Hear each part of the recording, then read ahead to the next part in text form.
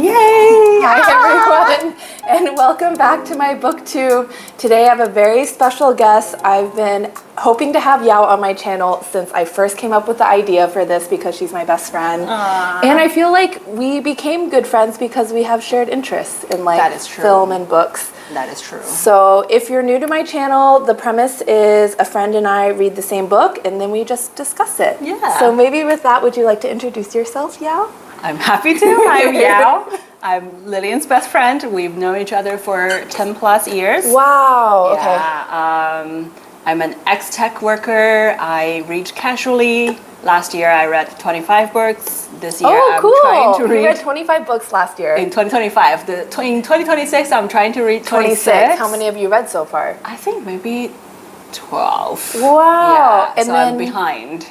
Okay, yeah, because it's already mid-year. Yeah. In 2025, what was the best book you read? Yeah, I cannot remember, but I am very obsessed with a romantasy series called the Fourth Wing series. Oh my god, yeah. So it's embarrassing. That was the first thing that came into my mind. This is going to be such a fun episode. Sorry, I spit on you.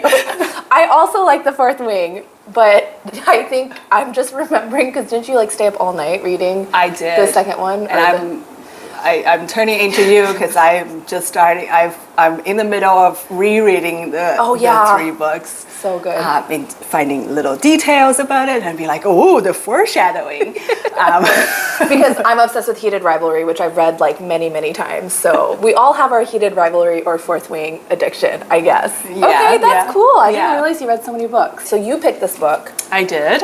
Did you have a reason why this was particularly compelling to pick? Yeah, there's actually a few reasons. So I am very bad at choosing books. I feel like at the beginning of the year or the end of the year, I typically follow a few lists, just people recommending 10 best books.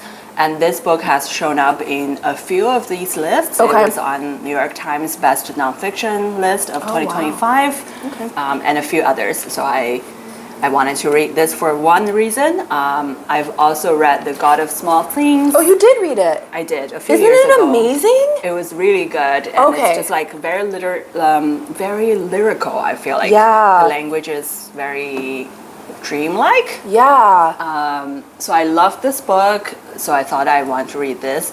And another reason, and we've discussed this, is the marketing of this book is, and the title is Mother Mary Comes to Me, which is Arundhati Roy's mother's name. Yeah. And her mother plays a very heavy role in this book. Yeah. And the marketing of this book is she has a crazy mother. Yes. And a crazy Asian mother. And this is something you and I also kind of talked about, what is it like to have an Asian mom growing up being not so Asian ourselves. Yeah, I love how you put that. Yeah, so I just thought that might be something that you and I can relate to and discuss how our experiences are like. Okay. So yeah, these are the main reasons why I wanted to read this book. But I think the really interesting thing about this book is it's definitely a memoir, but the central theme is her relationship with her mother. Yes. So that's how I would kind of describe it or sum it up. But if you had to describe it in a sentence or two, what do you think this book is about? I would say that that's how I came to expect this book to be, about her relationship with her mother, which there is definitely a theme running through the book about that. But I was, I guess, surprised to see that it talks a lot about her life. Yeah. How she came of age, how she grows as a person, and a lot of the controversy that comes with her, of her political views, her political involvement as well. So did you know about her identity outside of an author before reading this? Because I definitely didn't. Yeah, very little. Okay. I think I've just heard about some of the controversies. Okay. Because now that I've read this, I now realize that Arundhati Roy is not just an author, but also an activist. And I think it's really interesting because a lot of that seems to be due to her mother. Her mother was so feminist and so different than her community and stereotypical India. I do feel like it does cover a lot of her later activism, her political life, especially with the success of her first book. She seems to have come into money and then is able to branch out and do other things. But I would say about the first half is really about like her childhood and her upbringing. And if I'm not wrong, she's from the same village that the God of Small Things takes place in.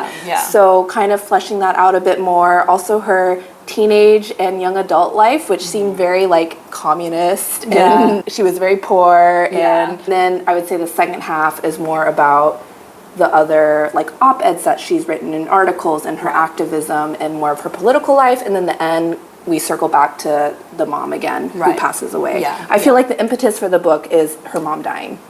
Yes, for sure. And I do want to say, so the God of Small Things is set in a similar setting as her, the surroundings that she grew up in Kerala. And I think at some point in this book, she was like, oh, my uncle says that he is the uncle in God of Small Things. So everyone's trying to see, oh, who am I in this book? And I do think that Kerala and the village that she grew up in plays a very big part, because the first sentence when I read this book about landing in Kerala, and I was just like immediately had this image. I was like, I am brought back to the God of Small Things. Yeah, because I actually haven't finished the God of Small Things. I think I'm only like 10 pages into it, but I can relate to what you're saying, which is the first sentence, because that's how the book starts too. Right, is just placing us very viscerally and visually into that landscape. And I think it's cool because from reading her memoir, she does seem to really care about nature and the environment and have a very personal relationship with it, which I feel like is something you also aspire to have. I feel like because she has such that personal relationship to nature and to her hometown, that's why she's able to like write about it in such a beautiful way. And I think one thing I really like about, maybe this is me, I think a lot of people may have it, that we have some kind of artistic or, like you said, nature aspirations and trying not to conform to our day-to-day life. So I typically do not read memoirs or biographies, but the ones that I really like this book. I realized that I like people who lived a hippie life. Ooh, interesting. Okay. So for Arundhati Roy, when when she moved to Delhi to go to university, and then afterwards kind of just lived an artist's life, hanging out with her artsy friend and making films. Because she studies architecture, actually. And she just like got married on a whim. And that was like the part where I just find so fascinating. And it reminds me a lot of Patti Smith's Just Kids, which is her memoir about her time in New York in the 70s, which is also the height of hippie eras. So I just thought that this is the life I'm always like, oh wow, I wish I could live that life, but I know that I probably would never. And that's the part that really fascinated me. Okay, interesting. So I'm curious, you mentioned kind of the experience of reading it as almost you're living vicariously through her a bit. What other emotions did you feel reading this? Or did you feel any emotions? What was your experience like?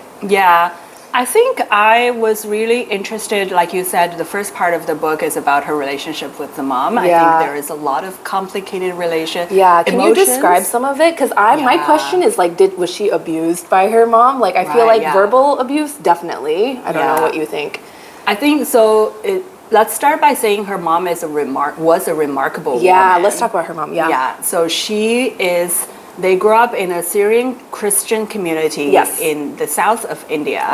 Her parents were married for a period of time when the two kids were born, but her dad was a drunk. And the parents, I guess, divorced. And her mom always refers to him as a nothing man. Nothing man, and she brought two kids, moved around, and eventually moved back to Kerala, their hometown, and because the mom was a very smart woman, Mary Roy, and she decided to build her own school. Yeah. So literally brick by brick, Yeah. she built a school that attracted a lot of the local kids, and she was a very strong supporter of women's education and children's education, and she also filed a lawsuit. So badass. It's against really cool. her brother. Her literal brother. Her brother, because in the Syrian Christian law, women in the family do not have inheritance rights. So she sued her brother and won to get fair inheritance from her parents. Yeah, so but it took like decades. So for decades, it was just like, can you imagine being in a legal, I mean, I'm sure it happens, but being in a legal battle with like your nuclear family for decades. Right, yeah. But she didn't seem to be faced by it. Oh my God. The best thing to me about Mary Roy is her obsession with herself. She has, I don't know where it comes from, but she just thinks, from how I read it, that she never doubts herself. She thinks she just deserves everything, and she's just larger than life. Yeah. Which I think makes it hard to have certain personal relationships. Right. She actually reminds me of our friend's mom. But anyway, it can make like family and personal relationships difficult, but in terms of like achieving things and having a legacy, I would not go up against her in any battle, because she will win. It does seem like whatever Mary wanted, Mary would get. Yeah, even at the end of her life, she has like 5 people bathing her. Yeah, I don't know. Yeah. And it's interesting because her brother at that point is a successful seafood company baron, or owns a pickle preserve. I forgot. I'm a little something like that. So basically, if she wins her court case, she's going to kick her brother and her sister-in-law out of their house and get half of their investment. So which she did. She won. Yeah, which she did. But I guess the other side of Mary Roy is that she was not a nice person to people around her, especially her children. Yeah. And she was verbally abusive to her children. Yes.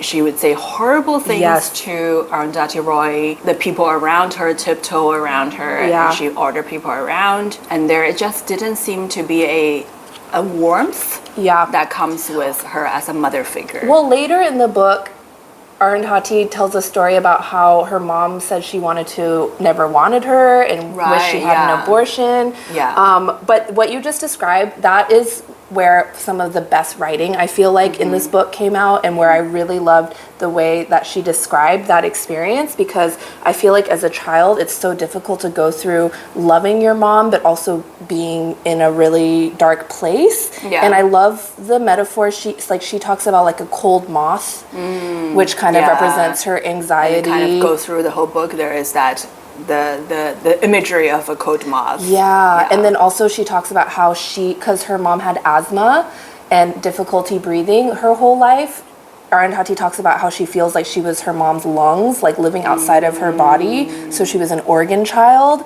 So she felt so connected to her mom, but also like really hated her mom. And then the last one, she also talks a lot about this sentence where she says, squirrel survival skills are an asset for anybody attempting to navigate the ledge life.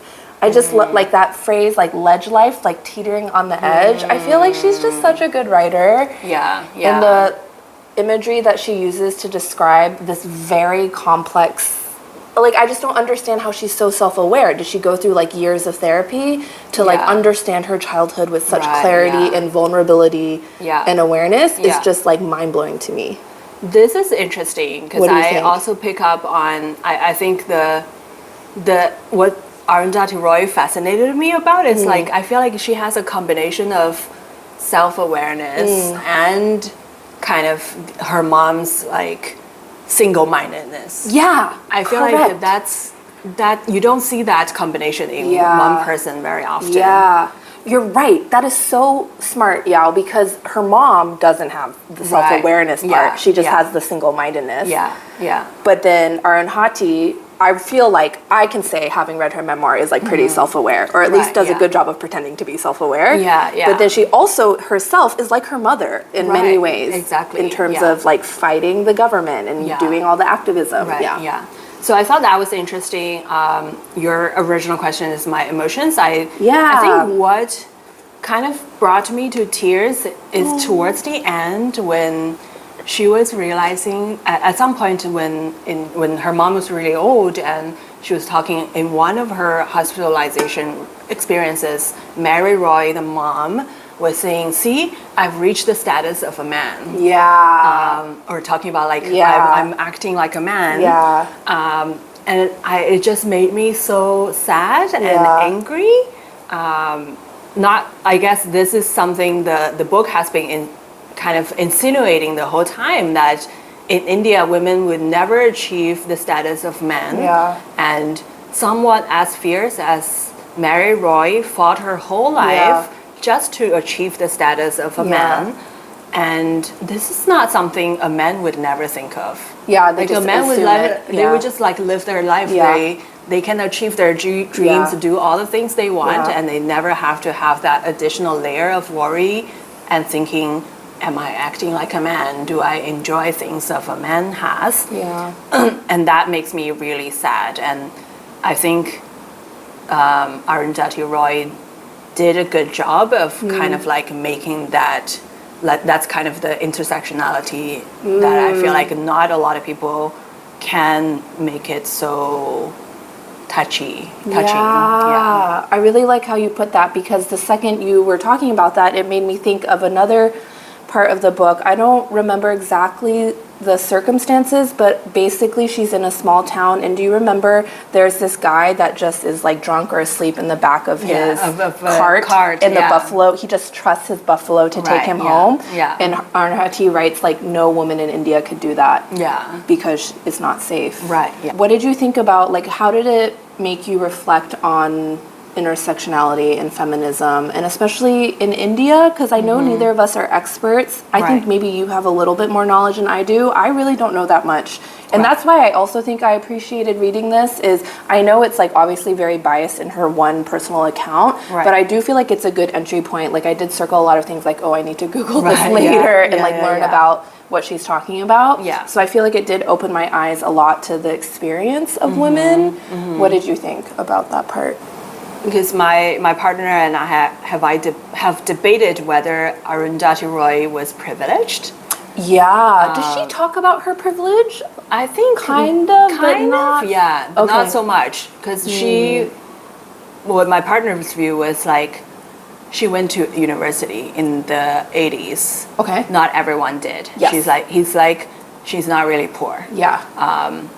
Which I think is something that's interesting, that some of her life experiences maybe is more towards from a woman's perspective. Sometimes we criticize white women to talk about how women's suffrage, but may not talk about people of color, for example. Of course. And I feel like maybe that was not her lived experience. Like most of her feeling unsafe and insecurity comes from maybe being poor, but not. Oh, I see what you're saying. Yeah. But not like social status wise, she may not be the bottom run of the society. Now that you say that, I do think she's aware of it. Because do you remember she talks about how, because she spoke English and because she had the aura of her mother, who she hated, she was able to navigate a lot of sketchy situations. That is true. I remember that line, and I do agree with you. I don't think it's hard for me to imagine her being scared. I mean, I'm sure she was scared, but like, I don't think she really experienced the worst of the worst in the way that other women in India, I mean, like low caste, like there's so many things that I do feel like, she's similar to a lot of like well-to-do or elites. Like I do think she's aware of it and talks about it. And especially when it comes to, because India is so complex, because you have caste, you have religion, and she does talk a lot about like the situation of Muslims and like other politically sensitive parts of India. And she's like very outspoken about it. So to me, if you kind of put yourself out there in your privilege, it like almost makes up for it, because she put herself in harm's way, quote unquote, so much. And I feel like that's what I expect of privileged people to do. Is to A, like be a bit aware of it, or be aware of it, and B, like use it for something. I think. What do you think? Yeah. I agree. I think especially her her life after she won the Booker Prize. Yeah. I think it's almost like she carries this guilt of having too much money, that she wanted to give the money away. She wants to help other people, especially those with no voice in the society, and really be the voice for them. I think that's... She does want to be the voice, because later in the second half of the book, she talks a lot about what I perceive to be like articles that she wrote that went viral, kind of. I mean, but they weren't online. And so I feel like I had not read any of them. But I don't know if you had. But I feel like she picked like maybe her top 3 ones that either got her a court summons or threats to her life, and then she kind of like reflected on them. Based on that, she did pick like very controversial issues to opine on, and I feel like I don't have the context because it's all told from her point of view, and I didn't live through that time, and I also don't know how it was received, but I just feel like she viewed herself as kind of the voice of people who couldn't speak up for themselves, which from her point of view sounded great. Like, it sounded really inspirational. I also like what she did that you mentioned, that after she won the Booker, she was getting royalties from her book, and she just put it in a trust so that the money would be given to other activists or artists. I think that's really cool. Like, it sounds like, oh, she's just doing that to sound good, but like, I don't know, dude. What's that really bad movie that I saw that Francis Ford Coppola made, and it cost $1 billion, and then I was like, bro, with Adam Driver, do you know that? Megalopolis? And I'm like, bro, just retire, put all your money into a trust, and fund a bunch of young artists. Like, so I admire her for that. Me too. So I think even if she came from a more or less privileged background, she make an effort of trying to bridge that. 100%. And I think that's what's so interesting about this memoir, is because she's obviously haunted by her mother, and I do think the relationship is super toxic. Like, way more toxic than our relationship with our mothers. Like, I would say my mom's great. I would say it's abusive. And her mom, I think, has some kind of psychosis. For sure. And I'm not saying that justifies abuse, but going through that, I think really is the only way you can become an activist like she was, because she was not fazed by much. And she went to prison for a day. It was only a day. But, like, she was not scared. She did not back down when she got sued, like, 3 different times. Like, all this. And I think it's because nothing could be scarier than her mother. Like, nothing could be more painful than your mother verbally tormenting you. So then I feel like that's how she was able to be such an activist. And it's like, in this process, I feel like her mother did something that was quite surprising to me. It didn't seem like her mother was scolding her, chastising her for any of the things. Like, her voicing was the only thing probably her mother didn't criticize. She was saying her mom was her iron angel. And it seems just like, oh, you're going to prison because of you said this thing.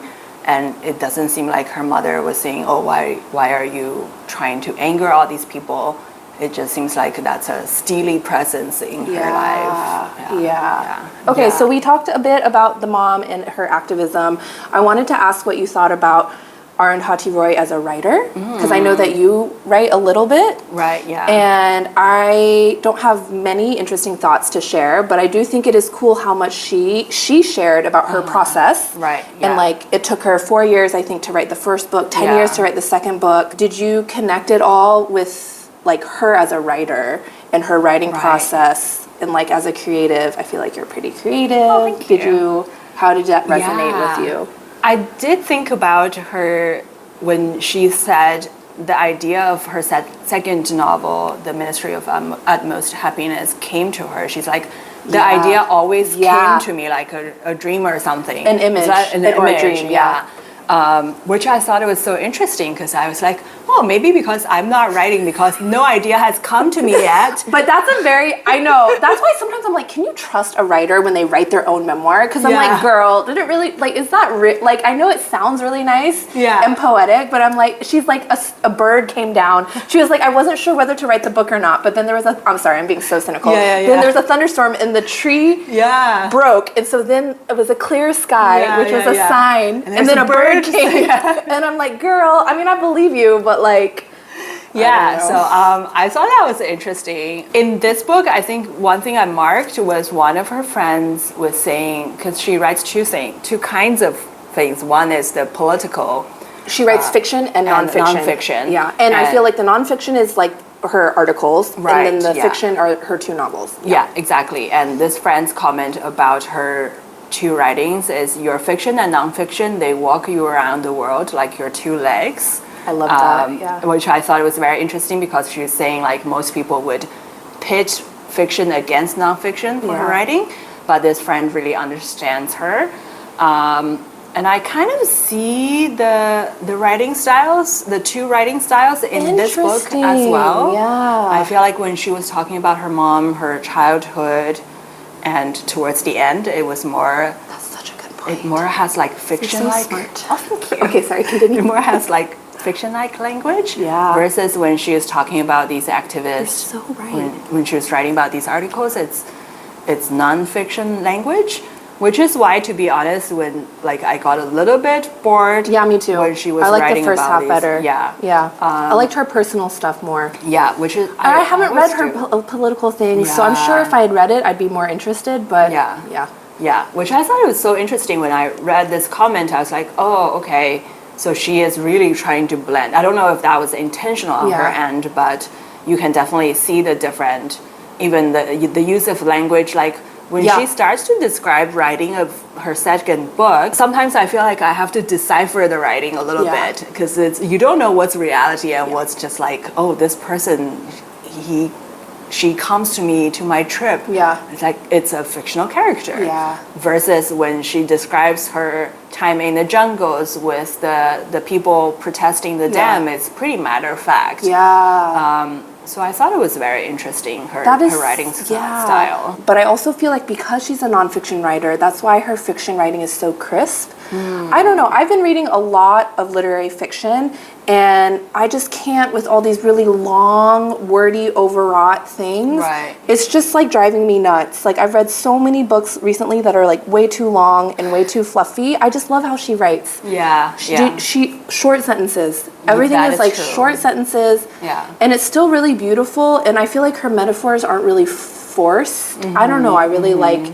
her style. I feel like it's very digestible. And now that you're saying this, I feel like part of it is because she's also written nonfiction.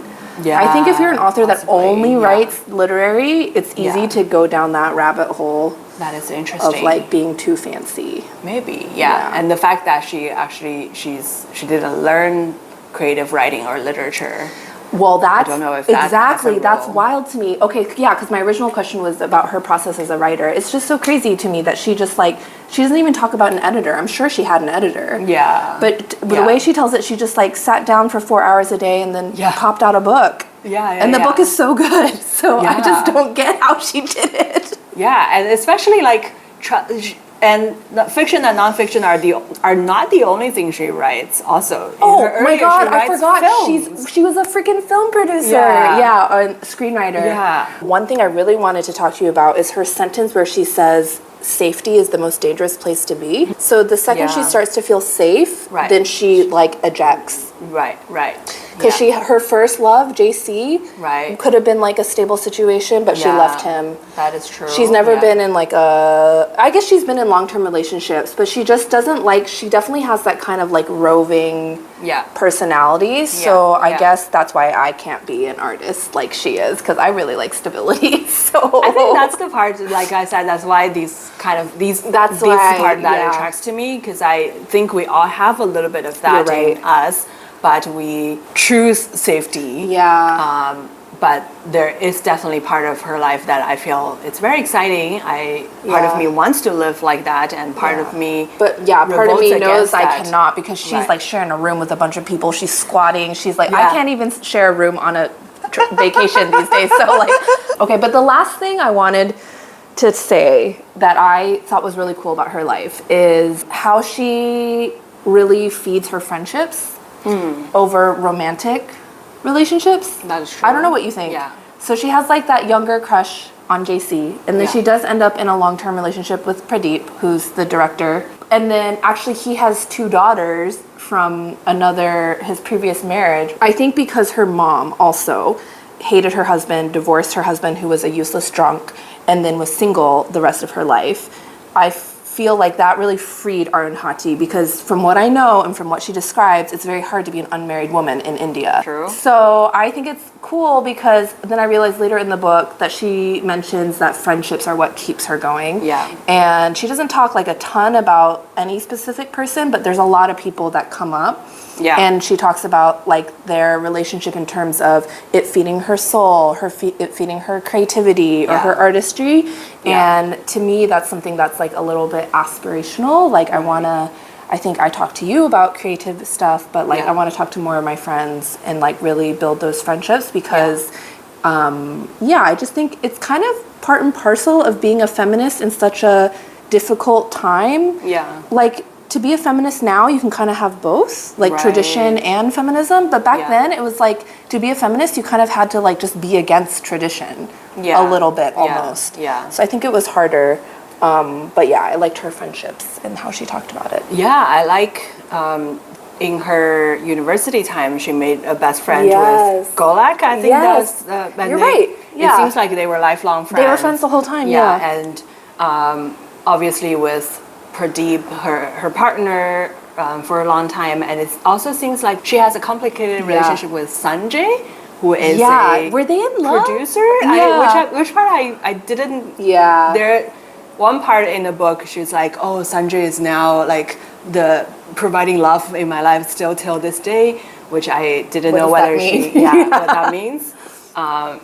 But I do think that she builds these really deep relationships that she can truly rely on. I think that's also really inspiring. Yeah. Okay, love it. Well, that's everything I wanted to cover. I think I'll end by just, do you have any last thoughts? Or, would you recommend this? If so, like, who's the kind of reader do you think that would like enjoy this book? You know what I mean? I would definitely recommend it. Yeah, I think for people who have read The God of Small Things or know her or curious a little bit about her life, I think definitely it's worth checking out. I think our friend Jayesh, I'm really curious what Jayesh I think of this. We'll watch this. So hi Jayesh, thanks for supporting us so much. What do you think Jayesh would like this? I think he would like this, but I'm curious what his view might be. Yeah, dude, I just feel like India is so complex, and I would love, I agree with you. I would love to know what other people think. Yeah. I know what I think, but I'm like a Western raised woman. So this is like crack to me. This is like so inspirational and so like cool. So I would love to know like what other people I think even as a book, which the marketing of this book focuses a lot on the mother-daughter relationship. Interesting. And even for that, I think it's an interesting case study for a lot of people. So if you want to kind of get a sense of complicated mother-daughter relationship, or just to kind of get to know the lives of two really complicated women. I love that. I think that this is worth reading. Okay, thanks for coming on the channel, Yao. I hope you will come back. I hope you have fun. Bye.